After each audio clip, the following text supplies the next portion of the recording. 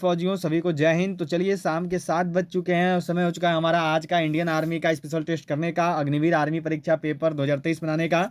बिल्कुल ऐसा पेपर जो है देखो आपको 17 अप्रैल अग्निवीर आर्मी परीक्षा में देखने को मिलेगा। आर्मी जीडी ट्रेडमैन के लिए 17 अप्रैल 2023 आर्मी ऑनलाइन परीक्षा। तो चलिए शुरू करेंगे।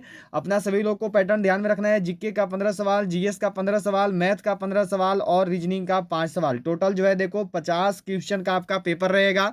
टोटल 50 क्वेश्चन का आपका पेपर होने जा रहा है। बिल्कुल ऐसा पेपर आएगा आपके 17 अप्रैल आर्मी परीक्षा में। तो याद रखिएगा कि रोज दोपहर 1 बजे और रोज शाम 7 बजे 2 टाइम क्लास हो रहा है। ठीक है, जिन्होंने भी अभी तक दोपहर 1 बजे वाला क्लास नहीं देखा है सभी लोग जल्दी से जाके देख लेंगे आज दोपहर 1 बजे वाला क्लास। इसके साथ साथ रोज शाम 7 बजे सभी को क्लास में जरूर जुड़नी है। जो भी अभी क्लास में जुड़े हैं जल्दी सभी लोग लाइक कर लेंगे क्लास को, सेशन को। सभी लोग जो है शेयर कर दीजिएगा अपने सभी दोस्त तक। और जिन्होंने भी अभी तक भी चैनल को सब्सक्राइब नहीं किया है वो सभी सब्सक्राइब करके बेल आइकन को जो है ऑल पर जरूर सेट कर लेंगे। तो चलिए क्वेश्चन नंबर 1 से शुरू कर रहे हैं। क्वेश्चन नंबर 1 से शुरू करते हैं। क्वेश्चन नंबर 1 देखो आपको दिया गया है, इनमें से कौन सा जो है भारत का सबसे प्राचीनतम दर्शन है। और एक बात यहाँ पे याद रखिएगा कि इस क्लास की जो पीडीएफ है वो आपको रात 9 बजे तक टेलीग्राम ग्रुप में दे दी जाएगी। ठीक है, रात 9 बजे तक जो आपको टेलीग्राम ग्रुप में इस क्लास की पीडीएफ दे दी जाएगी। दिया हुआ क्या देखो कि भारत का प्राचीनतम दर्शन। तो याद रखिएगा भारत का जो प्राचीनतम दर्शन है वो आपका सांख्य दर्शन है। ठीक है, भारत का प्राचीनतम दर्शन कौन सा है, तो ये आपका सांख्य दर्शन है। नेक्स्ट क्वेश्चन करते हैं जो कि यहाँ पे देखो आपकी दी हुई है कि निम्न में से कौन तंत्री वाद्य यंत्र है। Who is the following is a string instrument. आपको यहाँ पे देने हैं मृदंगम है, तबला है, शहनाई है या संतूर है। तो यहाँ पे देखिए यहाँ पर जो आपका तंत्री वाद्य यंत्र है सबको बताने की कोशिश कीजिएगा, सभी के आंसर आने चाहिए। बहुत ईजी क्वेश्चन है और बहुत रिपीटेड। याद रखिएगा जो भी आप क्वेश्चन कर रहे हो आज की प्रैक्टिस सेट में ये सभी के सभी 2017 से लेकर 2020 के पेपर के क्वेश्चन है। 2021 के पेपर के क्वेश्चन को आज शामिल नहीं किया गया। आज जो पेपर्स के आपके 2017 से लेकर 20 तक के पेपर के क्वेश्चन इसमें रखे गए हैं। देखिए निम्न में से कौन सा तंत्री वाद्य यंत्र है, तो ये देखो आपका संतूर है। ठीक है, कौन सा हो गया, तो संतूर हो गया। चलिए नेक्स्ट क्वेश्चन देखेंगे जो कि है देखो आपका यहाँ पे कि भरतनाट्यम की उत्पत्ति किस राज्य में हुई थी। इन विच स्टेट भरतनाट्यम ऑर्गेनाइज। कहाँ पे हुआ था भाई, गुजरात में हुआ था, तमिलनाडु में हुआ था, केरल में हुई थी या उड़ीसा में हुई थी। सभी को पढ़ा रखा है, सबको पता है, क्लास इसकी ले ली गई थी। चलिए जल्दी से सबको बताइएगा आपके आंसर्स क्या आ रहे हैं, सभी के आंसर्स आने चाहिए। और एक बात याद रखिए आप सब कि देखिए आपकी जो ये सारी क्लासेज उनकी पीडीएफ आपको रात 9 बजे तक दे दी जाती है टेलीग्राम ग्रुप से। टेलीग्राम ग्रुप से जुड़ने का जो लिंक है वो नीचे डिस्क्रिप्शन बॉक्स में है, तो वहाँ से आप सब ज्वाइन कर सकते हैं। और जैसा चलो यहाँ बताने की कोशिश करो कि भरतनाट्यम की उत्पत्ति किस राज्य में हुई थी। उत्पत्ति किस राज्य में हुई थी, तो ये रखिएगा, याद रखिएगा ये आपका तमिलनाडु में हुआ था। ठीक है, इसका राइट आंसर क्या है, तो इसकी जो राइट आंसर वो देखो आपका ऑप्शन नंबर बी है। नेक्स्ट क्वेश्चन करते हैं जो कि है देखो यहाँ पे आपका कि भारत में नगरीय केंद्रों की वर्गीकृत संख्या है। What is the classified number of urban centres in India. 4 हैं, 7 हैं, 5 हैं या 6 हैं। तो याद रखिएगा कि भारत में जो नगरीय केंद्रों की वर्गीकृत संख्या है ना ये कितनी है, तो ये देखो आपकी 6 है। ठीक है, कितने टोटल नगरीय केंद्र है भारत में, तो भारत में कुल नगरीय केंद्रों की संख्या 6 है। सभी कोई का स्कोर आज 40 प्लस होना चाहिए। ठीक है, सभी को मैं टारगेट दूँ, सभी को स्कोर जो 40 प्लस करेगा कि किसी की भी इससे कम नहीं आनी चाहिए। ठीक है, चलिए नेक्स्ट क्वेश्चन देखेंगे जो कि है देखो यहाँ पे आपका कि भारत में कितने बंदरगाह हैं। How many major ports are there in India. 6 है, 9 है, 11 है या फिर 13 है।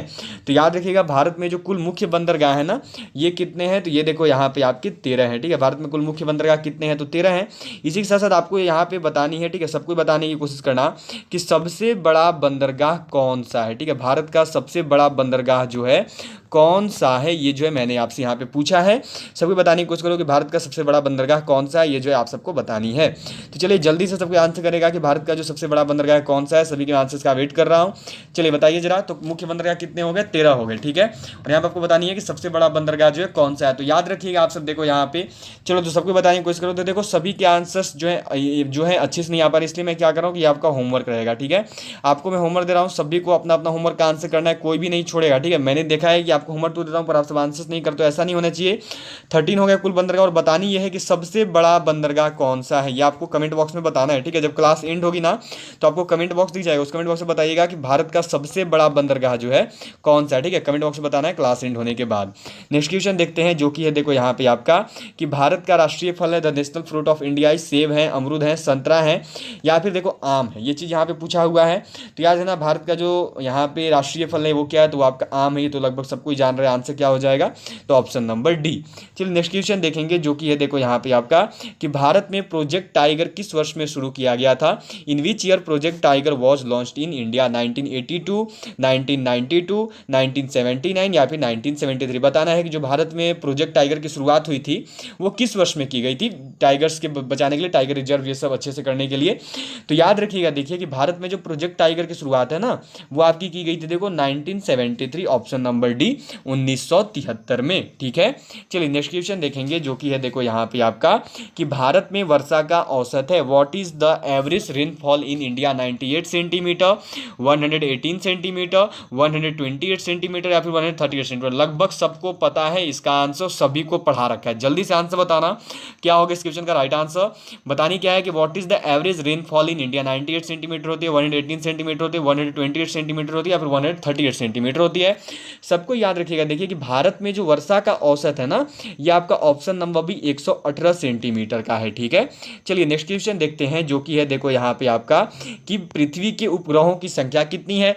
What is the number of satellite of the earth, कितने सैटेलाइट है इंडिया के, 0 है, 1 है, सॉरी पृथ्वी, मैं इंडिया बोल रहा हूँ, ठीक है, पृथ्वी अर्थ। ठीक है, what is the number of satellites of the earth, यहाँ पे बतानी है कि पृथ्वी के उपग्रहों की संख्या कितनी है। तो याद रखिएगा पृथ्वी के जो कुल उपग्रह है ना ये कितने हैं, तो ये देखो आपके 1 है। ठीक है, कितने हैं, 1 है। वो कौन सा है, तो वो आपका चंद्रमा है, जिसे कि प्राकृतिक उपग्रह भी कहते हैं। याद रखिएगा इसी को क्या बोलते हैं, तो इसी को प्राकृतिक उपग्रह भी कहते हैं, सबको याद रखिएगा। ठीक है, चलिए यहाँ पे 2 चीजें नोट कर लो, यहाँ पे आपको नोट करने लायक 2 चीजें हैं, मैं वो नोट करवा दे रहा हूँ। याद रखिएगा पृथ्वी का प्राकृतिक उपग्रह केवल 1 है, वो है चंद्रमा। और चंद्रमा को क्या बोलते हैं, तो चंद्रमा को देखो प्राकृतिक उपग्रह कहते हैं, सबको याद रखिएगा। ठीक है, इसके साथ साथ यहाँ पे एक और आपको चीज याद रखना है कि प्रथम कृत्रिम उपग्रह कौन था, तो ये आपका आर्यभट्ट था, सबको याद रखिएगा। ठीक है, प्रथम कृत्रिम उपग्रह यहाँ पे मैं लिख दे रहा हूँ, सबको याद कर लेना। ठीक है, बहुत इंपॉर्टेंट है ये, बहुत बड़ी नामी ने पूछ रखी है। प्रथम कृत्रिम उपग्रह, प्रथम कृत्रिम उपग्रह कौन था, तो ये आपका आर्यभट्ट था, सबको याद रखिएगा। ठीक है, चलिए नेक्स्ट क्वेश्चन देखेंगे जो कि है देखो आपका यहाँ पे जो नेक्स्ट क्वेश्चन दिया हुआ है ये है देखो कि भारतीय रेलवे के कितने जोन में विभाजित है, भारतीय रेलवे कितने जोन में विभाजित है, into how many zones in the Indian railway divided, 9 है, 16 है, 17 है या 18 है। सबको बताने की कोशिश कीजिएगा आपके आंसर्स क्या होंगे। तो सबको याद रखना देखो कि भारतीय रेलवे में कुल कितने जोन है, तो याद रखना भारतीय रेलवे जो कुल 18 जोनों में विभाजित है। सब कि भारत की प्रथम खनिज नीति कब घोषित हुई थी, when was India's first mineral policy announced, 1951, 1961, 1972 या फिर देखो 1976। सबको बतानी है भारत की जो प्रथम खनिज नीति कब घोषित हुई थी, ये हुई थी देखो आपकी ऑप्शन नंबर ए 1951, सभी को याद रखिएगा। ठीक है, चलिए नेक्स्ट क्वेश्चन देखेंगे जो कि है देखो यहाँ पे आपका कि भारत के राष्ट्रीय ध्वज के चक्र में कितनी तिलियां हैं, how many spokes are there in the wheel of national flag of India, 20 है, 22 है, 23 है या 24। तो लगभग सबको इसका आंसर जान रहे हैं क्या होता है, देखो कितना है, तो कुल 24 है। ठीक है, और एक चीज यार इसका रंग भी पूछता है कि किस रंग का है, जो भारत का राष्ट्रीय ध्वज में चक्र है वो किस रंग का है, तो याद रहिएगा वो नीले रंग का है। ठीक है, हो गया यहाँ पे। और चक्र कितने हो गए, तो टोटल तिलियां कितनी हो गई, तो टोटल तिलियां हैं देखो 24। और चक्र कैसा है, तो चक्र जो है वो नीले रंग का है, सबको याद रखिएगा। चलिए नेक्स्ट क्वेश्चन देखेंगे जो कि यहाँ पे देखो आपको दिया है कि आईने अकबरी के लेखक हैं, who is the author of आईने अकबरी, अकबर हैं, अबुल फजल हैं, अमीर खुसरो हैं या फिर देखो आपके यहाँ पे शेरशाह सूरी हैं। सभी क्वेश्चंस देखिए आपके 2017 से लेकर 2020 के एग्जाम्स के बीच के रखे गए हैं, जो कि क्वेश्चंस आपके मोस्टली रिपीटेड हैं, उन्हीं क्वेश्चंस को देखो शामिल किया गया है। तो आईने अकबरी के लेखक कौन है, तो ये याद रखिएगा ये आपके कौन है, तो अबुल फजल। ठीक है, कौन होते हैं, तो अबुल फजल जो है इनको आईने अकबरी के लेखक के रूप में जाना जाता है। चलिए नेक्स्ट क्वेश्चन देखेंगे जो कि है देखो यहाँ पे आपका कि जीएम का अभिप्राय है, जीएम स्टैंड्स फॉर, ये आपको यहाँ बताने कि जीएम का अभिप्राय क्या है। क्वेश्चन देखिए 2020 के पेपर में इंडियन आर्मी में पूछ रखा है, तो सभी को बतानी है, कोई भी नहीं छोड़ेगा, सभी को बताइए। ठीक है, जीएम का जो अभिप्राय है ना ये देखिए आपका यहाँ पे जेनेटिकली मॉडिफाइड होता है। ठीक है, जीएम का अभिप्राय क्या है, तो गुड मॉर्निंग मत समझ लेना, यहाँ पे देखो आपका जेनेटिकली, यहाँ पे क्या होती है, देखो जेनेटिकली मॉडिफाइड होती है। ठीक है, चलिए नेक्स्ट क्वेश्चन देखेंगे जो कि है देखो यहाँ पे आपकी कि लाल बहादुर शास्त्री क्रिकेट स्टेडियम स्थित है, where is Lal Bahadur Shastri cricket stadium located, नई दिल्ली में है, चेन्नई में है, हैदराबाद में है या फिर मुंबई में है। तो सबको याद रखिएगा, देखिए यहाँ पे कि लाल बहादुर शास्त्री क्रिकेट स्टेडियम जो है ना, जल्दी से आप लोग आंसर बताइए, सबसे पहले आपके आंसर्स को देखते हैं, उसके बाद मैं आगे बढ़ूंगा। तो याद रखिएगा सभी को, देखो कि लाल बहादुर शास्त्री क्रिकेट स्टेडियम जो है ये देखो आपकी हैदराबाद में उपस्थित है, सभी को ध्यान में रखिएगा। ठीक है, चलिए नेक्स्ट क्वेश्चन करेंगे जो कि देखो आपकी यहाँ पे दी हुई है कि सीढ़ी पर, ये देखो अब आपकी जीएस स्टार्ट हो गई। ठीक है, जीके के 15 क्वेश्चन अब आपके आपके हो चुके हैं। अब जो है आपकी देखो यहाँ से जीएस के क्वेश्चंस हैं, तो चलिए सभी को बतानी है यहाँ पे आपके आंसर्स क्या आएंगे। क्या दिया हुआ है देखो यहाँ पे आपका कि सीढ़ी पर चढ़ने में अधिक ऊर्जा खर्च होती है क्योंकि it takes more energy to climb the ladder because व्यक्ति गुरुत्वाकर्षण के विरुद्ध कार्य करता है, व्यक्ति गुरुत्व के विरुद्ध कार्य करता है, व्यक्ति गुरुत्व की दिशा में कार्य करता है, या फिर देखो व्यक्ति कोई कार्य नहीं करता है। तो यहाँ पे याद रखिएगा देखिए कि सीढ़ी पर चढ़ने में अधिक ऊर्जा खर्च होती है, इसका जो कारण है ना वो क्या होगा, जल्दी से आंसर बताना क्योंकि बहुत अच्छा क्वेश्चन है और 2019 और 2020 दोनों सालों में इंडियन आर्मी इसको रिपीट किया गया। जल्दी सब लोग आंसर बताइए आपके आंसर्स क्या होंगे। और इसी के साथ क्लास को सभी को लाइक कर दीजिए। अगर अभी तक आपने लाइक नहीं किया और क्लास अटेंड कर रहे हैं तो लाइक प्लीज कर दो, क्योंकि देखिए आपके लाइक से हमें कुछ नहीं मिलता है, बस एक मोटिवेशन मिलती है कि आपके लिए ऐसे और भी क्लासेज ला पाते हैं और भी आपके लिए मेहनत कर पाते हैं। तो लाइक जरूर बढ़ाइए आप सब, जितना हो सकता है शेयर कीजिए और भी बच्चों को हमारे क्लासेज के साथ जरूर जुड़ें। तो सीढ़ी पर चढ़ने में अधिक ऊर्जा खर्च होती है क्योंकि इसका जो कारण है ना वो देखो ये है कि व्यक्ति गुरुत्व के विरुद्ध कार्य करता है। याद रखिएगा गुरुत्व के विरुद्ध, गुरुत्वाकर्षण के विरुद्ध नहीं, गुरुत्व के विरुद्ध कार्य करता है। दोनों देखोगे तो एक चीज एक ही है, ठीक है। वैसे अगर देखोगे तो दोनों एक ही है, तो दोनों अगर आप करिएगा तो दोनों सही हो जाएगी, ठीक है। दोनों सही हो जाएगी, उससे आपको कोई भी इशू नहीं होनी है, ठीक है। ए एंड बी दोनों आपकी सही चलेगी। चलिए नेक्स्ट क्वेश्चन करते हैं जो कि यहाँ पे देखो आपकी दी हुई है कि उपलाप्यता से संबंधित वैज्ञानिक हैं। The scientist related to biology is, कौन है देखो, आर्किमिडीज हैं, न्यूटन है, लुई पास्चर है, यहाँ पे देखो आपके इनमें से कोई नहीं। यहाँ पे बताना है कि उपलावकता से संबंधित कौन से वैज्ञानिक, तो याद रखिएगा कि उपलावकता से जो संबंधित वैज्ञानिक है ना वो आपकी आर्किमिडीज है, ठीक है। कौन है तो वो आपकी आर्किमिडीज, ऑप्शन नंबर ए है। चलिए नेक्स्ट क्वेश्चन देखेंगे जो कि यहाँ पे देखो आपकी दी हुई है कि किसी मनुष्य के शरीर का सामान्य तापमान होता है। What is the normal temperature of a human body, 98 degree Fahrenheit, 98 degree Celsius, 68 degree Fahrenheit, या फिर देखो 66 डिग्री सेल्सियस। यहाँ पे ध्यान में रखिएगा कि आपको फ़ारेनहाइट में एक तरीके से यहाँ पे देख सकते हो दिया गया है, तो याद रखिएगा कि फ़ारेनहाइट के तरीके से जो नियरेस्ट यहाँ पे चलेगी किसी मनुष्य के शरीर के सामान्य तापक्रम तो वो 98 डिग्री फ़ारेनहाइट होगी, ठीक है। चलिए नेक्स्ट क्वेश्चन अटेंड करेंगे। नेक्स्ट क्वेश्चन यहाँ पे देखो आपकी दी हुई है कि अपद्रव्यों को मिलाने से गलनांक पर क्या प्रभाव पड़ता है। How does mixing of impurities affect the melting point, क्या होता है मेल्टिंग पॉइंट के साथ, यहाँ पे देखो बढ़ता है, घटता है, अपरिवर्तित रहता है, या फिर देखिए इनमें से कोई नहीं। तो याद रखिएगा जब भी आप देखिए इंप्योरिटीज को या फिर अपद्रव्यों को मिलाइएगा किसी भी तत्व में, तो याद रखिएगा उसका जो मेल्टिंग पॉइंट है ना, उसका जो गलन क्षमता है वो क्या होगा, तो वो देखो आपका यहाँ पे घटने लगता है, ठीक है। क्या होती है तो वो घटती है। राइट आंसर याद रखिएगा ऑप्शन नंबर बी। चलिए नेक्स्ट क्वेश्चन देखेंगे जो कि यहाँ पे देखो आपकी दी हुई है कि किसी अवरोध की कोर से प्रकाश का मुड़ना कहलाता है किनारे से। The bending of light from the edge of an obstacles is called, क्या कहलाती है, विक्षेपण, विवर्तन, अपवर्तन, या फिर व्यक्तिकरण। याद रखिएगा कि किनारे से मुड़ रहा है, ठीक है, किसी भी चिकनी सतह से नहीं बोल रहा है प्रकाश मुड़ रहा है, देखिए किनारे सतह से मुड़ रहा है। अवरोध का कोर, या फिर यहाँ पे इंग्लिश में हो सकते हो कि यहाँ पे देखो आपका मुड़ रहा है वो देखो एज ऑफ एन ऑब्स्टेकल्स के किनारे से मुड़ रहा है। क्या होगा यहाँ पे देखो, तो याद रखिएगा किसी भी अवरोध के किनारे से जब प्रकाश मुड़ता है तो उसको देखो जाना जाता है विवर्तन के नाम से, ठीक है, डिफ्रैक्शन के नाम से जानते हैं। सबको याद रखिएगा जो राइट आंसर होगी वो क्या होगी, तो वो आपकी ऑप्शन नंबर बी होगी। चलिए नेक्स्ट क्वेश्चन देखेंगे जो कि यहाँ पे देखो आपकी दी हुई है कि समुद्र नीला प्रतीत होता है। द सी अपीयर्स ब्लू, किसकी वजह से, अधिक गहराई के कारण, आकाश में परिवर्तन तथा जल के कणों द्वारा प्रकाश के प्रकीर्णन के कारण, जल के नीले रंग के कारण, या फिर देखिए आपका यहाँ पे कि जल के ऊपरी सतह के कारण। तो याद रखिएगा जो समुद्र का नीला प्रतीत होना ये किसकी वजह से, जल्दी से आप लोग आंसर बताइएगा, कोई भी गलती नहीं करेगा, सभी के आंसर आने चाहिए। और यदि अभी तक आपने क्लास को लाइक नहीं किया तो सभी लोग क्लास क्वेश्चन को लाइक जरूर कर दीजिएगा, और जो भी चैनल पे नए होंगे वो चैनल को सब्सक्राइब करके बेल आइकन जरूर प्रेस कर दीजिएगा। तो याद रखिएगा समुद्र नीला क्यों प्रतीत होता है, इसका जो मुख्य कारण है ना वो क्या है, तो वो है देखो आपका आकाश में परिवर्तन तथा जल के कणों द्वारा प्रकाश के प्रकीर्णन के कारण। ये जो इसका मेन रीजन है ऑप्शन नंबर बी। चलिए नेक्स्ट क्वेश्चन अटेंड करेंगे जो कि देखो आपको दी हुई है कि यदि कोई व्यक्ति दूर की वस्तु को स्पष्ट रूप से नहीं देख सकता है तब उसमें कौन सा दोष होगा। If a person can not see distance object clearly what will be the defect in his vision, क्या होगी यहाँ पे आपको बतानी है, दूरदृष्टि है, निकट दृष्टि दोष है, दृष्टि वैषम्य दोष है, या फिर देखो आपकी ऑप्शन नंबर डी इनमें से कोई नहीं। तो याद रखिएगा देखिए कि कोई भी व्यक्ति यदि दूर की वस्तु का स्पष्ट रूप से नहीं देख पा रहा है तो जस्ट उल्टा होता है, दूर की वस्तु का स्पष्ट रूप से नहीं देख पा रहा है इसका मतलब उसको क्या है, तो उसको देखो निकट दृष्टि दोष है, उसको मायोपिया है। हो गया सभी का। चलिए नेक्स्ट क्वेश्चन अटेंड करेंगे जो कि देखो आपकी दी हुई है कि कौन सर्वोत्तम विद्युत चालक है, who is the best electric conductor, तांबा है, लोहा है, एल्यूमिनियम है, या चांदी है, ये जो है आपको यहाँ पे बतानी है। कि निम्न में से कौन सा ऐसा है जो कि सर्वोच्चतम विद्युत का चालक है। Who is the best conductor, who is the best electric conductor, ये जो है आपसे यहाँ पे पूछा गया है।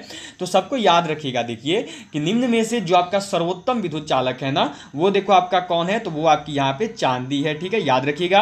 और यदि आपके ऑप्शन में चांदी ना हो, ठीक है, यहाँ पे आपको एक और बता दूं, यदि आपके ऑप्शन में चांदी ना दिया गया हो तो फिर आपका जो आंसर होगा वो आपको तांबा के साथ चलाना होगा, याद रखिएगा, ठीक है। दोनों चीजें ध्यान में रखिएगा, कभी कभार चांदी नहीं देता है, तभी मैं बोल रहा हूं कि आपको ध्यान में रखना होगा, यदि आपको चांदी नहीं देगा, ऐसे तो आंसर देखो आपका चांदी होगी, ठीक है। यदि सब चीज दिया और बोला कि इनमें से कौन तो सबसे ज्यादा जो सर्वोत्तम विद्युत चालक है वो आपका चांदी होगा, ठीक है। लेकिन यदि चांदी ना दिया हो और तांबा दिया हो तो आपको देखो तांबा के साथ जो कॉपर के साथ जो आपको अपना कंसिडरेशन लेकर आगे बढ़ना होगा।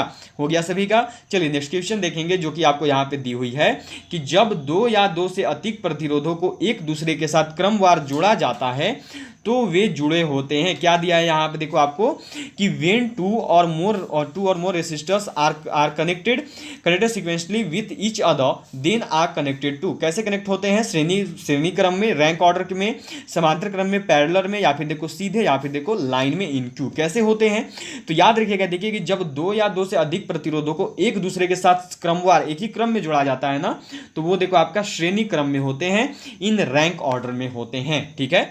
चलिए सब जिन्होंने अभी तक क्लास को लाइक नहीं किया वो जल्दी से लाइक करिए, और जिन्होंने भी चैनल पे नए होंगे वो चैनल को सब्सक्राइब करके बेल आइकन जरूर प्रेस कर दीजिएगा।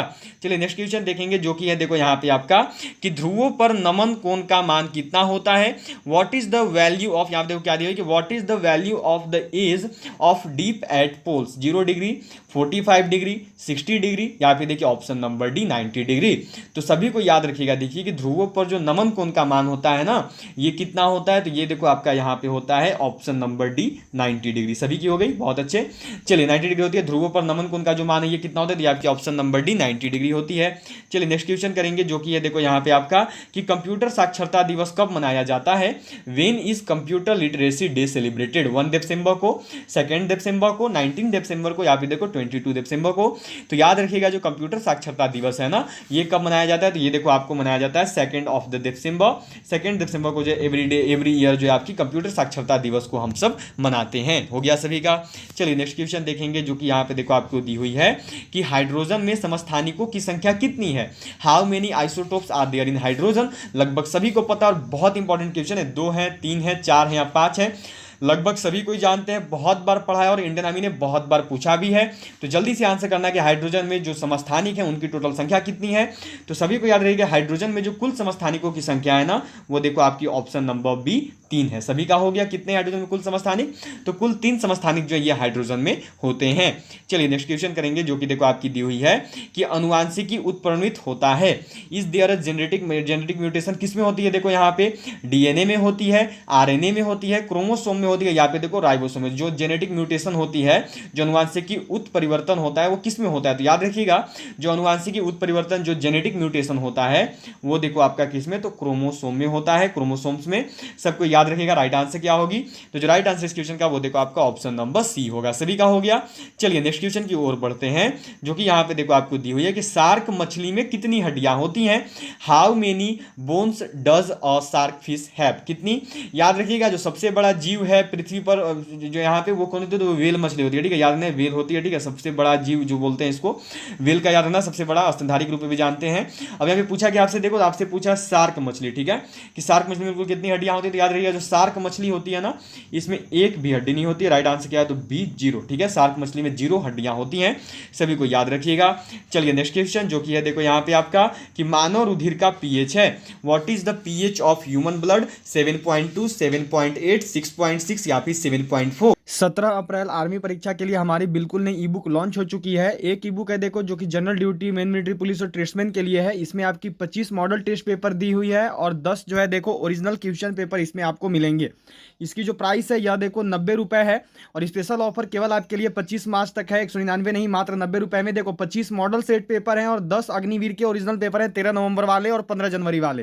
पूरा मैथ रीजनिंग सोल्व किया हुआ है, फुल सॉल्यूशन है हिंदी इंग्लिश में। खरीदने के लिए क्या करना है, तो ये जो नंबर दिख रहा है ये जो नंबर दिख रहा है आपको, इसी नंबर पर पेमेंट करना है 90 रुपये का, और पेमेंट करने के बाद जो है पेमेंट का स्क्रीनशॉट आपको इसी नंबर पर सेंड कर देना है, फिर जो है ई बुक है ये आपको मिल जाएगा।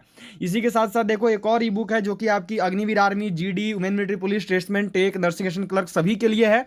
इसमें आपका static GK, physics, chemistry, biology, history, geography, polity, economics, computer सारा चीज दिया हुआ है, पूरा का पूरा जीके जीएस दिया हुआ है। इसमें देखो आपके 4000 प्लस क्वेश्चन है, और इसको पढ़ लो। जीके जीएस में 30 में से 30 क्वेश्चन बनाओगे जीके जीएस में, और ये वाला जो ई बुक है इसको पढ़ने के बाद 15 में से 15 मैथ के सवाल और 5 में से 5 रीजनिंग के सवाल, टोटल 50 में से 50 सवाल सही करोगे इन दोनों किताबों को पढ़ के।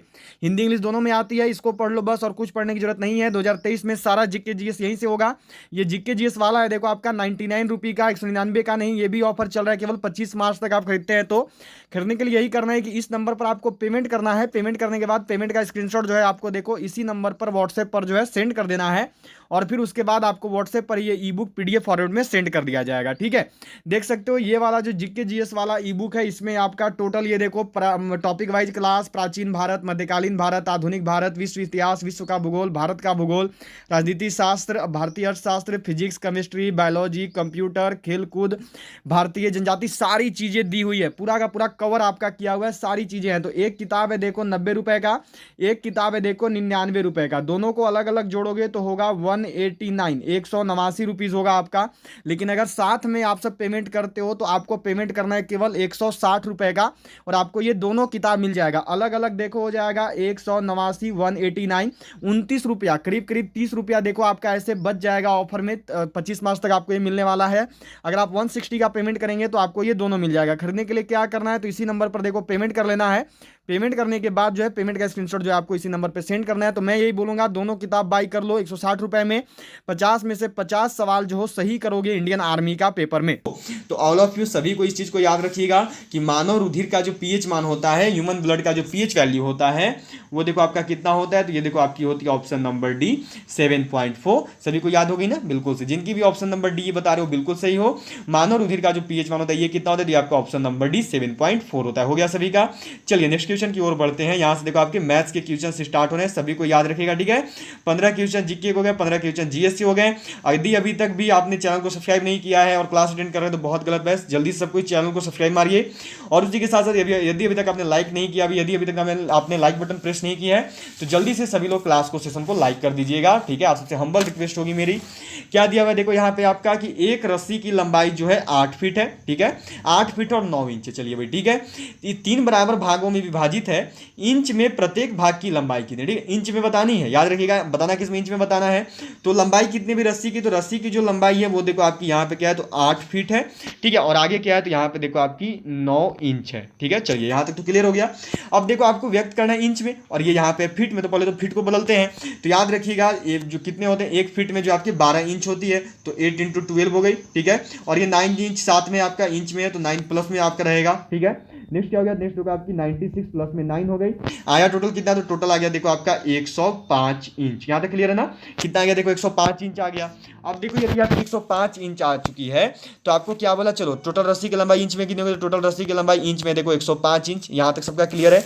अब क्या कर रहा है देखो, उसको बताना है कि यहाँ पे 3 बराबर भागों में बांट रहा है, तो प्रत्येक भाग की लंबाई कितनी है। तो यहाँ पे क्या हो गया, प्रत्येक भाग की लंबाई आपको बतानी है। ठीक है, प्रत्येक भाग तो कुछ नहीं, 3 बराबर भाग में बांट रहा है ना, तो 105 को देखिए 3 से भाग दे दीजिए, आपको पता चल जाएगा। तो जब 105 को 3 से भाग दीजिएगा तो देखिए आपका 35 टर्म में कट होगा। राइट आंसर क्या होगा, ये देखो आपका ऑप्शन नंबर ए 35 होगा। सबका क्लियर हो गया।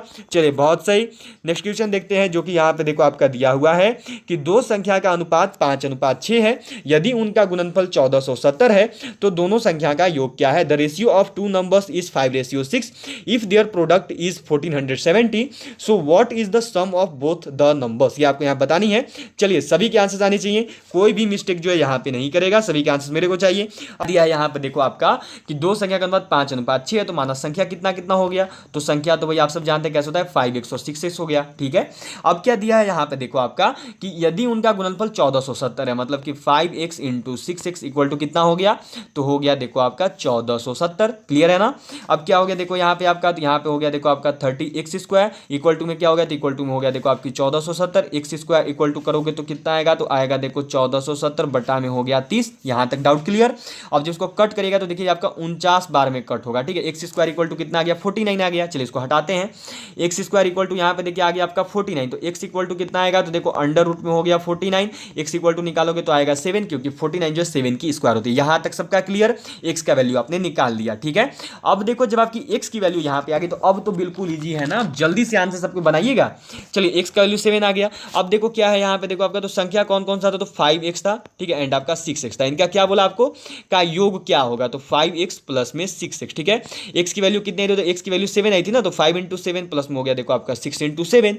अब 5 इंटू 7 करिएगा तो आएगा 35, 6 इंटू 7 करिएगा तो कितना आएगा, तो यहाँ पे देखो आपकी इस तरीके से भी कर सकते हो, या फिर एक और तरीका यहाँ पे देखो आपका तो 7 यहाँ पे हो गया 42, ठीक है। नेक्स्ट आप इसको जोड़ दीजिए, अब जो आपको आंसर मिल जाएगा। जोड़िएगा तो कितना आएगा, तो यहाँ पे देखो 5 और 2 7 और 4 और 3 7, 77। आंसर क्या आएगी, तो ए 77 सबकी हो गई होगी ना। चलिए नेक्स्ट क्वेश्चन में बढ़ेंगे, जो कि देखो आपकी दी हुई है कि यदि एक वृत्त का व्यास 14 सेंटीमीटर है तो उसकी परिधि क्या होगी। If the diameter of circle is 14 centimetre, so what will B it's circumferences, कितनी होगी, ये जो है आपको यहाँ पे बतानी है। चलिए क्या दिया, इसको जल्दी से बनाते हैं। दिया हुआ देखो क्या है यहाँ पे आपका कि एक वृत्त का व्यास 14 सेंटीमीटर, तो पहले आर निकाल लेंगे। आर इक्वल टू फॉर्मूला देखो होता है d/2। अब d/2 मतलब कि क्या हो गया, तो 14/2 हो गया, तो आया कितना, तो 7 आया ना। क्लियर है, यहाँ पे 7 आ गया सबका। चलिए बहुत अच्छे। अब क्या बोला देखो आपको यहाँ पे, तो आपसे जो है बोला है वृत्त की परिधि कितनी है, तो जल्दी से वृत्त की परिधि का फॉर्मूला लगाओ और जल्दी से आंसर करना, कोई भी मिस्टेक नहीं करेगा, सभी के आंसर जल्दी से आने चाहिए, ठीक है।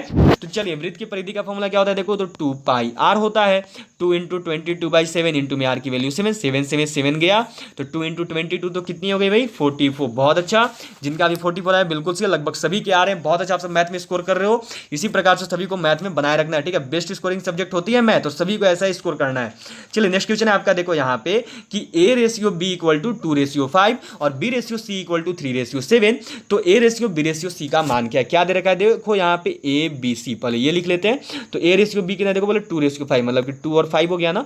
नेक्स्ट b/c है 3/7, तो यहाँ पे क्या हो गया, यहाँ देखो आपका 3 और 7। अब क्या करते हैं कि नियरेस्ट के टर्म में चलते हैं। देखिए यहाँ पे खाली है तो ये जो बगल में से इसको यहाँ पे रख देते हैं, और यहाँ पे भी खाली है तो जो बगल वाला इसी को यहाँ पे रख देते हैं, ठीक है। अब सबको मल्टीप्लाई कर दीजिए, हो जाएगा।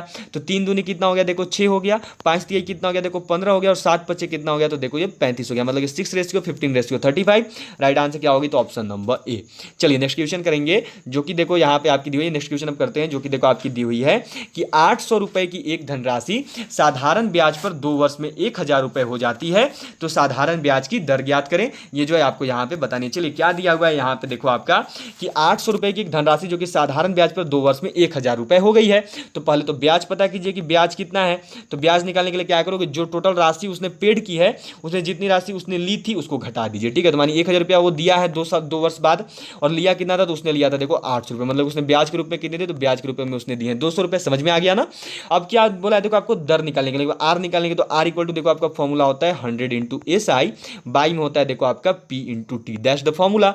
अब 100 इंटू SI करेगा तो SI कितना है, तो SI देखो आपका 200 आ गया है, बाई में P कितना है, तो P देखो आपका 800, जो राशि देते उसको P बोलते हैं। अब 2 वर्ष में तो मतलब यहाँ पे क्या हो गया, 2 हो गया। इसको जल्दी से कट करिए, देखिए 0 से 0 कट हो गया। नेक्स्ट आपका 2 से देखो ये 2 चला जाएगा, 8 से मानो ये इसको कट करते हो तो मानिए ये कितना टर्म में जाएगा, तो सबसे पहले तो आपका देखो ये 4 टर्म में गया। नेक्स्ट आपका ये क्या हो गया, तो ये देखो आपका 50 हो गया। यहाँ तक क्लियर है ना। क्या हो गया, देखो आपका 4 हो गया, 50 हो गया। अब देखो फिर से कट करते हो तो ये देखो 2 टर्म में गया, नेक्स्ट 25 टर्म में गया, मतलब कि 25 बाई में 2 आ रहा है। कितना आ रहा है, देखो 25 बाई में 2। इसको टोटल कट करेगा, देखिए आपका 12.5 आएगा। क्या आएगा, देखो 12.5, 12.5%। आंसर क्या होगी, तो आंसर देखो आपकी ऑप्शन नंबर डी है। देखो यहाँ पे 12.5%, ठीक है। 25/2 था, कट करेगा तो 12.5 आएगा, 12.5% हो गया ना, ऑप्शन नंबर डी। चलिए नेक्स्ट क्वेश्चन देखेंगे, जो कि देखो आपकी दी हुई है कि एक समबाहु त्रिभुज का क्षेत्रफल 36√3 वर्ग सेंटीमीटर है, तो इसकी भुजा कितनी है, ये जो है आप सबको यहाँ बतानी। क्या दिया हुआ है, देखो यहाँ पे the area of an equilateral triangle is 36√3 square centimeter, what it is sides. यहाँ पे आपको साइड बतानी है क्या होगी। तो चलिए जल्दी से इसको बनाते हैं, ठीक है। क्या दिया हुआ है, देखो यहाँ पे आपका कि समबाहु त्रिभुज का क्षेत्रफल दे दिया है, ठीक है। तो समबाहु त्रिभुज का क्षेत्रफल दिया है, कितना दिया है, तो ये देखो दिया हुआ है आपको 36√3। क्लियर है ना। समबाहु त्रिभुज के क्षेत्रफल का फॉर्मूला क्या होता है, देखो फॉर्मूला होता है √3/4 इंटू में भुजा स्क्वायर मतलब कि ए स्क्वायर इक्वल टू में क्या हुआ, तो ये हो गया देखो आपका 36√3।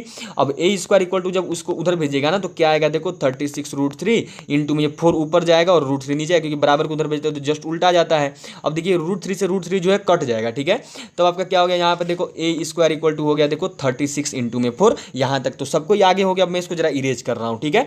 तो देखिए आपका क्या था यहाँ पे देखो ए स्क्वायर इक्वल टू में था देखो आपका 36 इंटू में 4 ना, तो जब a इक्वल टू निकालेगा तो क्या हो जाएगा, देखो आपका अंडर रूट में 36 इंटू में 4। अब देखिए जो 36 है वो आपका तो होता है भाई 6 का स्क्वायर, और जो 4 है ये आपका देखो होता है 2 का स्क्वायर। तो जब 6 के स्क्वायर को तोड़िएगा तो मानो स्क्वायर के टर्म में है, रूट में है मानिए तो एगो बाहर आ जाएगा, तो 2 ठो 6 है तो मानिए एगो बाहर आया तो कितना हो गया, तो 6 हो गया, ठीक है। अब इंटू मानिए यहाँ पे 2 ठो 2 है, एक 2 बाहर आएगा तो कितना आ गया, तो इंटू में केवल 2 हो गया। तो जब 6 इंटू 2 कर दीजिएगा तो आंसर कितना आएगा, 12 सेंटीमीटर। ए ऑप्शन ने निकाल ली, भुजा कितनी आ गई, 12 सेंटीमीटर आ गई। चलिए बिल्कुल सही। नेक्स्ट क्वेश्चन देखते हैं जो कि देखो आपकी यहाँ पे दी हुई है कि 2√3 प्लस में 1045 डिग्री का मान बतावें। ये जो है आपका यहाँ पे क्वेश्चन है, what is the value of 2√3 plus 1045 degree. जल्दी से आंसर करना, सभी को आंसर बतानी है। 2/√3 है, ध्यान से देखिएगा यहाँ पे 2/√3 लिखा हुआ है, कैसे देखो मैं एक बार अच्छे से लिख देता हूँ। 2/√3 प्लस में 1045 degree. I am waiting for answer. जल्दी से आंसर बताइएगा क्या आंसर आ रहा है, क्योंकि आप सभी के आंसर देखने की मेरी मनसा है और सभी को जरा आंसर बताइए आपके आंसर क्या हो रहे हैं। तो चलिए अब इसको एक बार मैं बनाता हूँ। देखो दिया हुआ क्या, 2 + √3 प्लस में देखिए 1045 डिग्री का मान होता है, एक वैल्यू 1 होती है ना, तो 1/1 हो गई। अब कुछ नहीं, भिन्न का जोड़ बनाइए जल्दी से एकदम। तो देखिए √3 से एक का एलसीएम लीजिएगा तो आएगा √3, ठीक है। √3 से √3 कट गया तो हो गया यहाँ पे 2, प्लस में 1 से करोगे तो √3 टर्म में जाएगा, मतलब कि एक बार ऊपर मल्टीप्लाई कीजिएगा तो यहाँ पे देखो 2 + √3 बाई में √3। आंसर कौन सा सही, तो ऑप्शन नंबर ए देखो लिखा है ना, 2 + √3 बाई में √3। आंसर आ गया ना सभी का, बिल्कुल जिसका भी ए है वो बिल्कुल सही आंसर यहाँ पे कर रहे हैं। चलिए नेक्स्ट क्वेश्चन देखेंगे जो कि यहाँ पे देखो आपकी दी हुई है कि यदि 8 लड़कों का औसत 16 है, इसमें से एक लड़के की कमी हो जाने पर औसत 12 रह जाता है, तो उस लड़के का मान बताइए। जल्दी से आंसर करना। इतनी बार ये क्वेश्चन बनवाया है और इतना बार इंडियन आर्मी ने इसको दिया है कि सभी जाकर बम फोड़ने वाले जल्दी इसका आंसर बताओ, इसके आंसर्स क्या हो रहे हैं। जितनी जल्दी इसको जल्दी इसका आंसर आपको करिएगा। तो आंसर क्या दिया हुआ है देखो कि 8 लड़कों का जो औसत है वो 16 है, मतलब कि 8 × 16 हो गई ना भाई, 8 × 16 हो गई। इसको जब टोटल मल्टीप्लाई कीजिएगा तो आएगा देखिए 128 128। यहाँ तक तो क्लियर है सबका, सही है ना, क्लियर हो सबको यहाँ पे। चलो नेक्स्ट क्वेश्चन देखते हैं जो कि यहाँ इसी को आगे टर्म में देखते हैं। क्या देखो एक लड़के की कमी हो गई भी, तो पहले से 8 लड़के तभी कितने 7 लड़के हो गए, और औसत कितना रह जाता है, तो 12 रह जाता है, मतलब कि 12 × 7 हो गया। तो 12 × 7 की जगह देखिए आपका होता है 84, इधर आया 16। इस अब क्या करोगे देखो इसमें से इसको घटा दो, ठीक है। क्या कीजिएगा तो इसमें इसको घटा दीजिए, 128 में से जो है 84 को घटा दीजिए, तो इधर वाला हो गया 16, उधर वाला हो गया 28। तो टोटल कितना आएगा, तो टोटल देखो आएगा यहाँ पे आपका 44। इतना ला रहे हो क्या, अगर 44 आ रही है तो सभी के जो आंसर्स है यहाँ पे देखो सही है, किसी ने कोई भी मिस्टेक जो है यहाँ पे नहीं की है। ऑल ऑफ यू सभी के आंसर्स बिल्कुल सही आए। चलिए हो गया ना ऑप्शन नंबर बी। चलो नेक्स्ट क्वेश्चन देखेंगे जो कि आपकी दी हुई है यहाँ पे देखो कि अंडर रूट में 49 प्लस में 9 माइनस √4 का मान क्या होगा। Under root 49 plus √9 minus √4 find the value. जल्दी से आप लोग आंसर बताइएगा। था ना, अंडर रूट में हो गया भाई आपका 49, प्लस में हो गया √9 और माइनस में हो गया √4, ठीक है। अंडर रूट 49 देखिए 7 का वर्ग है, √9 जो है 3 का वर्ग है, और 4 जो है ये 2 का वर्ग है। अब क्या हो गया देखो 7 3 10 -2, 10 -2 की जगह तो आंसर कितना आएगा, तो ए ऑप्शन नंबर 8। क्या सभी सही है, बिल्कुल सही, सभी ने बिल्कुल सही आंसर किया है। चलिए नेक्स्ट क्वेश्चन की ओर बढ़ते हैं। नेक्स्ट क्वेश्चन देखिए यहाँ पे आपकी क्या दी हुई है कि ए किसी कार्य को 6 दिन में पूरा करता है, बी उसी कार्य को 12 दिन में पूरा कर सकते हैं, दोनों मिलकर उसी कार्य को कितना दिन में पूरा करेंगे। चलिए जल्दी से आंसर बनाइएगा, बिना रुके बिना सोचे आंसर करो। क्या होता है देखो फॉर्मूला, तो ए इंटू बी बाई में ए प्लस बी, यही होता है ना। ए इंटू बी तो पहला वाला को ए बोलते हैं, बी जो दिया ये दूसरा वाला हो गया, मतलब कि क्या हो गया देखो ये आपका तो हो गया देखो 6 × 12, और बाई में क्या हो गया, तो बाई में हो गया देखो यहाँ पे आपका 6 प्लस में 12, सही हो ना। 6 × 12 करोगे तो देखो आपका आएगा 72, और बाई में यहाँ पे क्या हो जाएगा, तो बाई में हो जाएगा देखो आपका 18 से कट करोगे तो भाई 4 टर्म में ये कट हो जाएंगे। आंसर कितना आएगा, तो 4 दिन, 4 दिन में दोनों मिलकर काम को कंप्लीट कर देगा। देखिए एकता में बल होता है, दोनों मिल गया तो 4 दिन में निकाल दिया ना काम को। पहले जो 6 दिन और 12 दिन में कर रहा था, इसलिए सबको मिलकर काम किया कीजिए। चलिए नेक्स्ट क्वेश्चन देखेंगे जो कि है देखो यहाँ पे आपका कि एक संख्या और उसके व्युत्क्रम का गुणनफल क्या होगा। ये जो है यहाँ पे आपको दी हुई है, क्या दिया हुआ है यहाँ पे देखो आपका, ये यहाँ पे आपको दी हुई है, ठीक है। चलिए तो ये चीज़ है यहाँ पे सबको बताने की कोशिश करना, एक संख्या और उसके व्युत्क्रम का गुणनफल क्या होगा, ये जो है आप सबको यहाँ पे बताने की कोशिश करनी है। तो ये देखिए ये थोड़ी सी क्वेश्चन में गलती हुई है, ठीक है, ये क्वेश्चन जो है सही रूप से टाइप नहीं हुई है, ये सही रूप से आपके क्वेश्चन को टाइप नहीं किया गया, तो कोई नहीं, इसको आप लोग निगलेक्ट करें, ठीक है, इस क्वेश्चन पर ध्यान ना दीजिएगा, ठीक है, इस क्वेश्चन पर ध्यान मत दो, ये क्वेश्चन ही अलग है, ठीक है, इस क्वेश्चन पर ध्यान ना दे आप सब। अगर ऐसे देखिएगा तो मानिए एक संख्या और उसके व्युत्क्रम, तो माना आपने अगर इस क्वेश्चन पे चलेंगे तो मानो इसको यहाँ से हटा दे रहे हैं, ठीक है, इस क्वेश्चन पे मानिए इसी क्वेश्चन पे चलते जो लिख रखा है, ठीक है, क्या देखिए एक संख्या और उसके व्युत्क्रम का गुणनफल, तो हमने माना देखो अच्छा ये हो सकता है, ठीक है, देखोगे तो बन भी जाएगा, मानो वो संख्या कौन सी है बन जाएगी, क्वेश्चन बनेगी, बनाइए क्वेश्चन बनेगी, सबको बनाइएगा जरा। क्या दिया है देखो संख्या, संख्या यहाँ पे कितनी है देखो, तो एक संख्या हमने मान लिया x, ठीक है, संख्या को हमने क्या किया, हमने मान लिया x। अब देखो क्या बोला उसके व्युत्क्रम, तो इसका व्युत्क्रम कितना हो गया, तो इसका व्युत्क्रम जो है हो जाएगा जस्ट उल्टा होता है, मतलब कि 1/x बन जाएगा, देखिएगा ध्यान से, तो बनेगा, बनाइए जरा, इतना हो गया ना। अब देखो क्या बोला है कि संख्या और उसके व्युत्क्रम का गुणनफल, मतलब कि x इंटू 1/x का मान कितना होगा, तो ये देखिए x से x कट जाएगा, बन गया ना 1। मुझे लगा था कि नहीं बनेगा, क्वेश्चन साथ कुछ गलतियां हो गई, लेकिन नहीं, क्वेश्चन सही टाइप हुई थी। आंसर क्या आएगा, तो आंसर देखिए आपका ऑप्शन नंबर डी 1 आएगा, ठीक है, सबका 1 आ रहा है क्या, जिसका 1 आ रहा है बिल्कुल सही हो, ये क्वेश्चन बनता, ठीक है, आंसर 1 हो गया।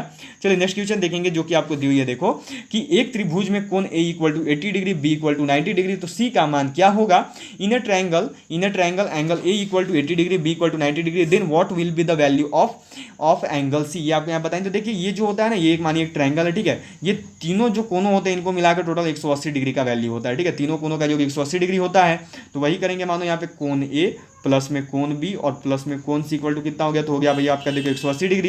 कोण ए का वैल्यू कितना है देखो 80 डिग्री, कोण बी का वैल्यू कितना है देखो 90 डिग्री, प्लस में क्या हो गया ये कोण सी इक्वल टू में हो गया देखो यहाँ पे 180 डिग्री। अब देखो कोण सी इक्वल टू 9 8 होता है देखो आपका 17, तो यहाँ पे 180 डिग्री हो गया, माइनस में 170 डिग्री हो गया, तो आंसर कितना आएगा, तो आंसर में आएगा देखो आपका 10 डिग्री, ऑप्शन नंबर बी। सबका हो गया ना, चलिए बहुत सही। नेक्स्ट क्वेश्चन देखते हैं जो कि यहाँ पे देखो आपकी दी हुई है कि यदि कोई धावक 20 सेकंड में 200 मीटर की दूरी तय करता है तो उसका वेग क्या होगा, 8 मीटर प्रति सेकंड, 10 मीटर प्रति सेकंड, 12 मीटर प्रति सेकंड, या फिर देखो 4 मीटर प्रति सेकंड। देखिए सेकंड में दिया है अब मीटर में दिया है, तो कुछ दिमाग मत लगाइए, सिंपल बना दीजिए। क्या होगा यहाँ पे देखो आपको दिया है उसका वेग क्या होगा, वेग मतलब कि चाल, चाल इक्वल टू फॉर्मूला क्या होता है, तो ये देखो आपका होता है यहाँ पे देखो दूरी बटा में समय। दूरी कितनी है भाई, तो 200 मीटर की। समय कितना है, तो देखो ये 20 सेकंड कट कर दो ना, 10 सेकंड आंसर आ रहा है, 10 मीटर प्रति सेकंड आंसर आएगा। आंसर क्या होगा, तो आपकी देखो होगी 10, ऑप्शन नंबर बी। सबकी आ गई, राइट आंसर क्या होगी इस क्वेश्चन की, तो वो देखो आपकी हो जाएगी 10, ऑल ऑफ यू। चलिए बढ़ते हैं नेक्स्ट क्वेश्चन की ओर। दी हुई है देखो आपकी नेक्स्ट क्वेश्चन यहाँ पे कि 7:x = 28:48, तो x का मान क्या होगा, ये जो है आप सबको यहाँ बताने, जल्दी से आंसर करिएगा आप सब। क्या दिया हुआ है यहाँ पे देखो आपका कि 7:x = में दे रखा है देखो इसने 28:48, तो x की वैल्यू बतानी है। तो मानिए ये क्या है, ये 7/x है और ये क्या है, तो ये देखो आपका 28/48, इतना हो गया ना, x = 28/48 है, ठीक है। अब इनको जब क्रॉस मल्टीप्लाई कर लीजिए, ठीक है, क्रॉस मल्टीप्लिकेशन कीजिएगा तो कितना आ गया, तो ये देखो हो गया आपका x × 28 इक्वल टू हो गया देखो आपका यहाँ पे 7 × 48, ठीक है, 7 × 48 हो गया। यहाँ तक सबका क्लियर होगा। चलिए यहाँ तक आ गया, तो जरा मैं इसे ऊपर लिखता हूँ, इसे यहाँ से इरेज कर रहा हूँ, ठीक है। क्या था देखो आपका यहाँ पे, तो आपका था उस टाइम देखो x × 28 इक्वल टू में था कितना था आपका देखो, तो इक्वल टू में था देखो आपका 7 × 48। यहाँ तक सबको आ गए थे। अब x इक्वल टू अगर करोगे तो देखो आपका हो जाएगा 7 × 48 और ये मल्टीप्लिकेशन होगा तो बाय इधर आएगा देखो बाई में, 7 से कट करो देखो 4 टर्म में, 4 से कट करोगे देखो ये 12 टर्म में। राइट आंसर कितनी होगी, तो ये होगी देखो आपके ऑप्शन नंबर सी 12। सबकी आ गई ना। चलिए नेक्स्ट क्वेश्चन देखते हैं। तो चलो यहाँ पे जो अब देखो अब आपके रीजनिंग के क्वेश्चन शुरू हो रहे हैं, ठीक है, यहाँ से जो आपके देखो रीजनिंग के क्वेश्चन शुरू हो रहे हैं। चलिए तो जिन्होंने अभी तक अगर चैनल को सब्सक्राइब नहीं किया तो जल्दी सभी चैनल को सब्सक्राइब करिए, और जिन्होंने अभी तक क्लास देख रहे हैं लेकिन क्लास को लाइक नहीं किया तो जल्दी सभी क्लास को सेशन को लाइक कर दीजिएगा। और याद रखिए सभी को टेलीग्राम ग्रुप से जुड़ जानी है, ठीक है, टेलीग्राम ग्रुप से सब कुछ जल्दी से जुड़ जाइए, वहाँ पर आपको रात 9 बजे तक जो इसका PDF प्रोवाइड में करवा दूंगा, ठीक है।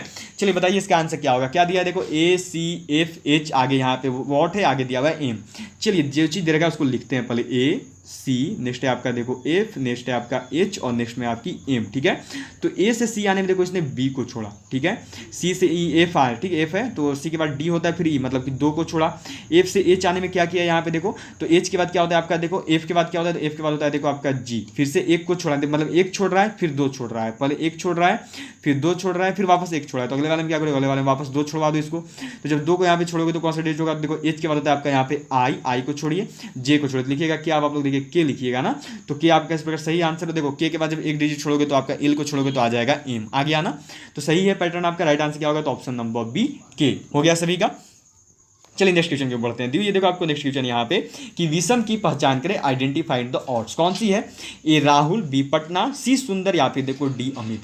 यहाँ पे आप सबको बतानी है, तो चलिए सबके आंसर कीजिएगा। तो याद रखिएगा देखिए आप सब कि यहाँ पे जो आपका राइट आंसर है देखो विषम की पहचान करें, ठीक है, identified the odd one, Rahul, Patna, सुंदर या अमित। तो ध्यान से देखोगे तो ये देखो ये जो है आपकी यहाँ पे अलग कौन हो गई, तो ये आपकी हो गई सुंदर, ये जो आपका अलग है, बाकी किसी किसी नेम है ये संज्ञा बोल सकते हो, ये जो आपका यहाँ पे विशेषता बता रहे हैं उसके गुण के बारे में बता रहे हैं, ठीक है। तो आंसर क्या हो गया, ये देखो आपका सुंदर।